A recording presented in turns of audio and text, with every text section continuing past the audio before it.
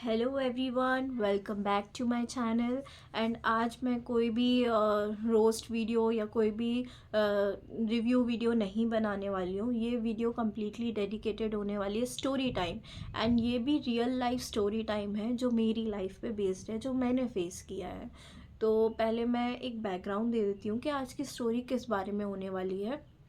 तो मैं जो ये स्टोरी टाइम शेयर कर रही हूँ, ये मैं शेयर कर रही हूँ जब फर्स्ट टाइम मुझे मैरिज के लिए कोई लड़का देखने आया।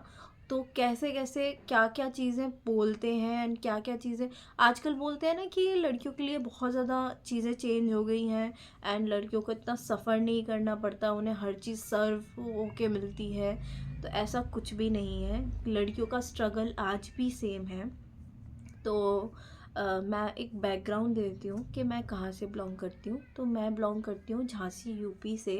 एंड मेरी जो क्वालिफ़िकेशन है, मैंने एलएलबी एमकॉम कर रखा है। तो क्या है कि ऑब्वियसली अभी मेरी एज 30 है, मेरी शादी हो चुकी है, मेरा एक बेबी भी है छोटा। तो जब मैं अभी करेंटली मेरी एज 30 है, और जब मेरे लिए लड़का देख रहे थे फर्स्ट टाइम तो मेरी 22 एज थी।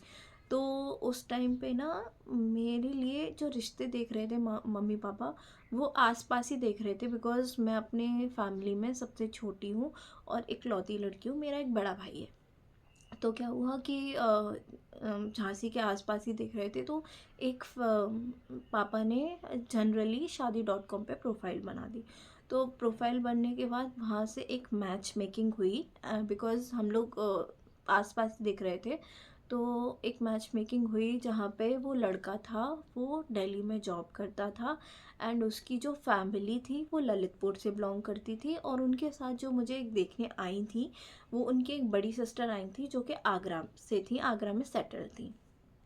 तो गाइज़, अब ये स्टोरी बहुत ज़्यादा आप लोग कुछ लोगों के लिए बहुत ज़्यादा रिलेटेबल भी होने वाली है, और कुछ लोग शायद इससे रिलेट ना कर पाएँ, बट बहुत सारी लड़कियों के लिए तो ये रिलेटेबल होने वाली है। तो क्या हुआ कि जब वो मुझे देखने आए, तो पहली चीज़ तो उन लड़का आया ही नहीं था। लड़के से ना ही मेरी बात हुई ना कुछ हुआ। सिर्फ उसके एक बड़ी दीदी जो आगरा वाली मैंने आपको बताया, वो आई थी, उसके मम्मी पापा आए थे, और उसके भैया भाभी आए थे, ये लोग आए थे। ठीक है। अब क्या हुआ कि वो लोग बैठे और उन्होंने पापा से जनरली बात की कि लड़की की क्या क्वालिफ़िकेशन है, क्या क्या कर रखा है। तो पापा ने बताया मेरी लड़की ने एमकॉम कर रखा है, और अभी वो एलएलबी परस्यू कर रही थी। उस टाइम में मैं परस्यू कर रही थी, मैंने एलएलबी कंप्लीट नहीं की थी, जस्ट परस्यू कर रही थी। तो पापा ने ये सब बताया। उसके बाद उन्होंने बताया कि वो टीचिंग में भी इंटरेस्टेड है, तो वो टीचिंग भी कर रही है एक प्राइवेट स्कूल में। ये सारी जनरल इन्फॉर्मेशन उन्होंने दी। और उसके अलावा अब मैं वर्किंग हूँ, तब मैं वर्किंग नहीं थी। तब अब मैं दिल्ली में रह रही हूँ, तो मैं दिल्ली में ही वर्किंग हूँ। बट उस टाइम पे मैं वर्किंग नहीं थी, मैं नॉर्मली स्कूल घर के पास ही एक प्राइवेट स्कूल था इंग्लिश मीडियम, उसमें पढ़ाती थी। तो पहली चीज़ तो उनको चाहिए थी कि भाई लड़की ना सेटल्ड हो, लड़की कमाऊ हो। तो भाई कमा तो मैं रही थी, बट उनकी एक्सपेक्टेशन के अकॉर्डिंग मैं नहीं कमा रही थी। दूसरी चीज़ जो थी कि उन्होंने पापा से बोला, पहले तो वो जनरली देखने आए, उन्होंने मुझसे बात की, पूछा कि खाना बनाना आता है या नहीं आता है, क्या क्या बना लेती हो, अच्छा क्या बना लेती हो, बहुत अच्छा क्या बना लेती हो। ये सारे जनरल क्वेश्चन पूछे। उनके बाद उसके बाद उन्होंने बोला कि हमारी जॉइंट फैमिली है, तो तुम्हें ऐसा सडन जैसे लड़का भी दिल्ली काम कर रहा है, तो हम आपको तुरंत ही दिल्ली नहीं भेजेंगे, एक आध दो महीने आपको मेरे मम्मी पापा की सेवा करनी पड़ेगी। उसके बाद शायद जब मेरा भाई वहाँ पे अरेंजमेंट कर लेगा आपके रहने का, तब वो आपको लेकर जाएगा। सो आई सेड ओके, कोई प्रॉब्लम नहीं है। बिकॉज देखो, लड़कियों के सिचुएशन उस टाइम पे क्या होती है ना, कि लड़कियों के माइंड में अगर कोई थॉट चल भी रहा होता है ना, तो वो शेयर नहीं कर पाती। मतलब अगर उनको कुछ कंसर्न भी होता है तो वो बोल नहीं पाती हैं, उनको वेट करना पड़ता है कि मम्मी पापा से वो कंसर्न बोलेंगी, और उसके बाद वो चीज़ें वो कन्वे करेंगे वहाँ पर। ठीक है। तो सेम विद मी, मुझे भी ऐसे इंस्ट्रक्शन मिले थे कि आप वहाँ पे खुद से मत बोलने लग जाना कि ऐसा वैसा, आप वेट करना। और जब आप वहाँ से उठ के आ जाओ तो आप बता देना कि आपको क्या चीज़ नहीं मतलब पसंद आ रही है, या क्या चीज़ आपको उसमें नहीं मतलब आप चाहते हो कि ये चीज़ें नहीं है सूटेबल और मैं नहीं करना चाहती। I said okay. तो उसके बाद क्या हुआ कि उन्होंने बात बात की, खाना पीना खाया, नाश्ता किया, सब कुछ किया अच्छे से, मतलब इम्प्रेस होकर गए। मतलब उनको ये था, घर वगैरह देखा, डाउरी की भी बात की, जबकि डाउरी मना है। आप लोग कहते हैं ना कि बहुत डेवलपमेंट हो गई है, अब डाउरी नहीं होती है, ये नहीं होता, डाउरी की भी बात की, डाउरी भी मांगी तो बाकायदा। लेकिन देखो हर माँ बाप उसके अपने उनके लिए तो शायद वो डाउरी होगी, लेकिन अपने माँ बाप अपनी खुशी से देते भी हैं। लेकिन अगर कोई सामने वाला मुंह से मांगे देन इट इज़ रॉन्ग, वो चीज़ नहीं करनी चाहिए।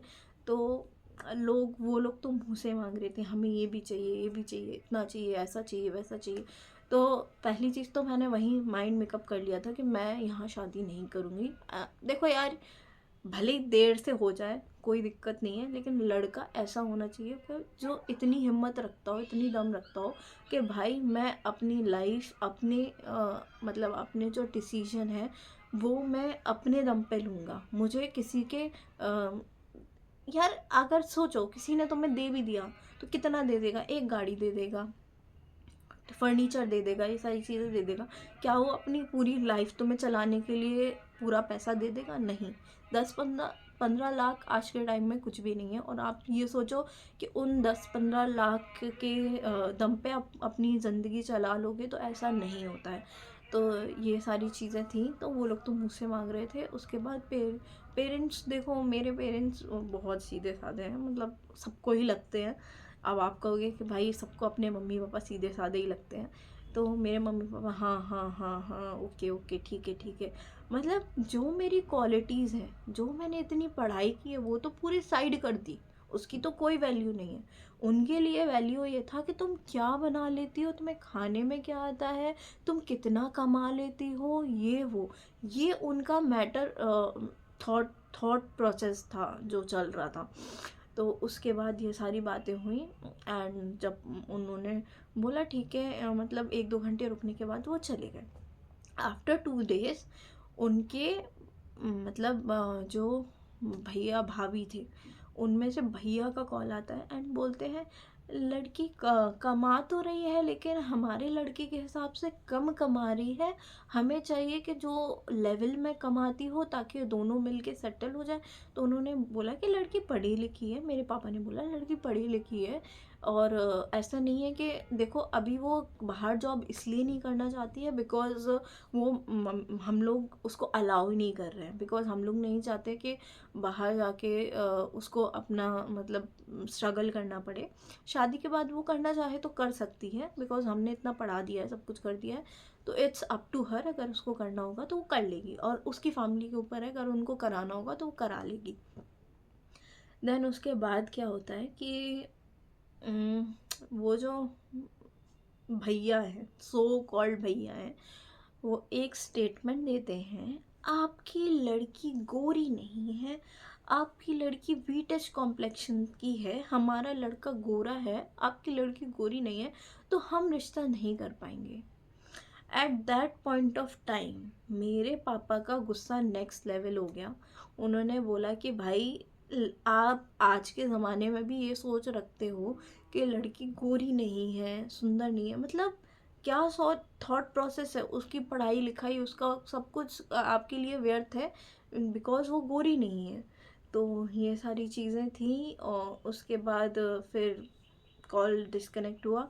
मैंने पापा को स्ट्रेट अवे बोला कि मुझे यहाँ रिश्ता नहीं करना है और मैं नहीं करूँगी। उसके बाद 1 हफ्ते बाद उनके जो भैया, सो कॉल्ड भैया, उनका कॉल फिर आता है एंड बोलते हैं चीज़ें वर्कआउट हो सकती हैं अगर आप इतना अमाउंट दे दें, इतनी डाउरी दे दें।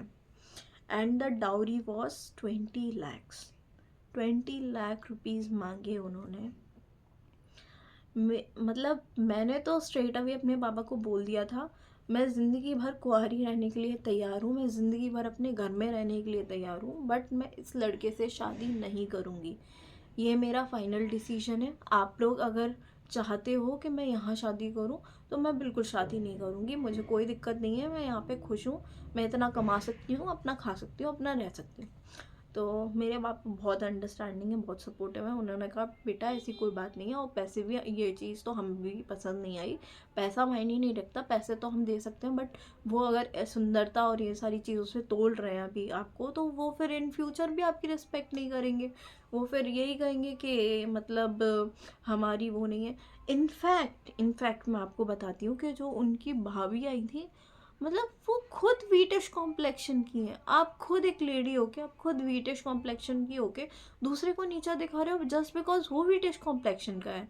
तो यार ऐसे लोग भी एग्जिस्ट करते हैं, ऐसे लोग भी हैं दुनिया में जिनके लिए शायद शक्ल सूरत से ऊपर कोई दुनिया भी नहीं है। तो अभी कुछ लोग कहेंगे कि आप पहले की बात कर रहे हो, लेकिन अभी भी छोटी सिटीज़ में ऐसा होता है। एंड ये कोई मेरा एक एक्सपीरियंस नहीं है, उसके बाद मैंने 3-4 जगह और भी रिश्ते देखे। एंड अगर आप वो चाहते हो कि वो एक्सपीरियंसेस भी आपके साथ मैं शेयर करूँ तो मैं ज़रूर शेयर करूँगी। एंड जो लोग न्यू हैं वो प्लीज़ चैनल को सब्सक्राइब कर लेना, वीडियो को लाइक करना, एंड ज़्यादा से ज़्यादा लोगों तक पहुँचाना कि यार लोगों की क्या सोच है, क्या सोचते हैं लोग। तो बस यही है। एंड गाइस, मतलब टच वुड, आज मेरी लाइफ में मैं सेटल्ड हूँ, मुझे बहुत अच्छा लाइफ पार्टनर मिला है जिसने एक सिंगल पैनी भी मेरे घर से नहीं ली, एक सिंगल पैसा भी मेरे घर से नहीं लिया। मेरे हस्बैंड बहुत सपोर्टिव, बहुत अच्छे हैं, बहुत प्यार करते हैं मुझसे। टचवुड, हमारा एक छोटा सा बेबी है जो कि अब स्कूल जाने लगा है, उसकी भी मैं रील्स वगैरह शेयर करती रहती हूँ, तो वो भी आप लोग देखिएगा, सपोर्ट करिए, बिकॉज मैं अपनी यूट्यूब जर्नी में थोड़ा सा स्टैब्लिश करना चाहती हूँ, ताकि जो लोग ऐसी सोच रखते हैं उनको एक ज़ोरदार तमाचा पड़े उनके गाल पे। तो मिलती हूँ आपसे नेक्स्ट वीडियो में। एंड कमेंट सेक्शन में ज़रूर बताइएगा कि आप अगर चाहते हो कि मैं इसी सीरीज़ को कंटिन्यू करूँ एंड ऐसे स्टोरी टाइम और लेकर आऊँ और आपको बताऊँ कि ऐसे और कितनी ट्रॉमास हैं या कितने सारे जो एक्सपीरियंसेस हैं जो मैंने झेले हैं, बिकॉज 3-4 तो हैं ही, ठीक है। 3-4 होने के बाद मुझे फाइनली मेरा लाइफ पार्टनर मिला था। तो आप बताइएगा अगर वो मैं शेयर करूँ तो मैं डेफिनेटली शेयर करूँगी। हाँ, मिलती हूँ आपसे नेक्स्ट वीडियो में। Till then do like, share, comment and subscribe. Bye, take care.